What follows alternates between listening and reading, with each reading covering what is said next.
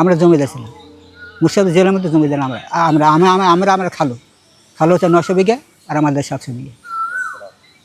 আমার খালো 1000 দুয়ারে ঘর পেয়েছে, এখন ঘর আছে। নবেশ্বরদের ঘর ছিল, শুনেননি? আমাদের বাসার ধরেন আমার দেখা সাথে আমরা ধরনের কোনো জীবনে কোনোদিন একটা কাজ এলে মাঠে নামিনি। আমি লেখাপড়া করেছি, আমার গোষ্ঠী নিয়ে পড়তে আমরা কোনোদিন মাঠে রাখিনি, সমস্ত লোকজন কাজ করে।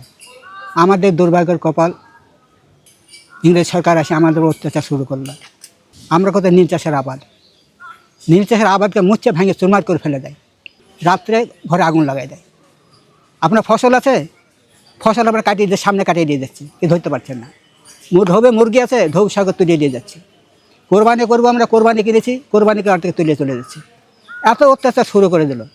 অত্যাচার শুরু করার পর তখন ওরা দেশে আমরা টিকতে পারবো না, তখন আমরা কী করি, আমরা বিনিময় করি। আমরা এই যে বিনিময় করে আসছি আপনার 63 সালে বিনিময় করার পর, এত বিনিময় করে আমরা চলে আসলাম এখানে। আসার পর এখানে এসে সম্পত্তি আমাদের ভাগ হয়ে গেল। আমরা 22 বিঘার সম্পত্তি পেলাম। আমার চাচা হচ্ছে 4টে চাচা। আবার ধরেন যে দাদা ছিল, ওগুলো ভারতে গেল, ওগুলো আমরা বড়োগুলো ছোটো আমরা চলে আসছি।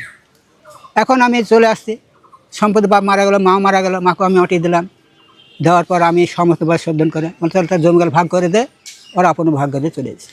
কেন ভাগ করে আমার সম্পত্তি করে বলে বাপ আমার কাছে দিয়ে গেছে সব। তো ওরা বাপ কীভাবে দিল? বাপ তো সম্পত্তি দেবে না। তো কাগজ দেখে হ্যাঁ সম্পত্তি থেকে দিয়েছে। আমি পড়ে গেলাম একা, আমার আর বাড়ি করার জায়গা নাই। কী করবো? করুন, আবার সরকার সম্পত্তি বাড়ি করলাম।